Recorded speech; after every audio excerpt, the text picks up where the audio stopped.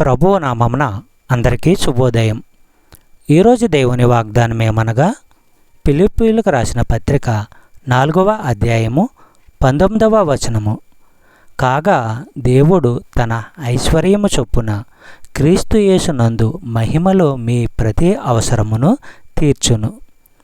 తమ అవసరాలు తీర్చడానికి సాలినంత దేవుని దగ్గర లేదన్నట్టు విశ్వాసులు ఆందోళన చెందాలా? మనుషుల వైపుకు చేయి సాపాలా?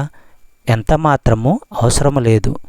మనుషులను దేనికోసమైనా అర్థించవలసిన అవసరం వస్తే విశ్వాసి పక్షాన దేవుడే అది చేయగలడు.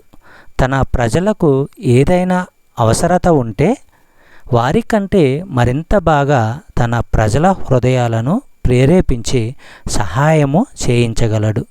ఇలాంటి వాటికి తగిన చోటనే, అంటే దేవుని చేతుల్లోనే వదిలి ఆయన్నే నమ్ముకొని ఉండాలి. చెప్పబడిన వాగ్దానము దేవుడు దీవించి ఆశీర్వదించును గాక. ఆమేన్.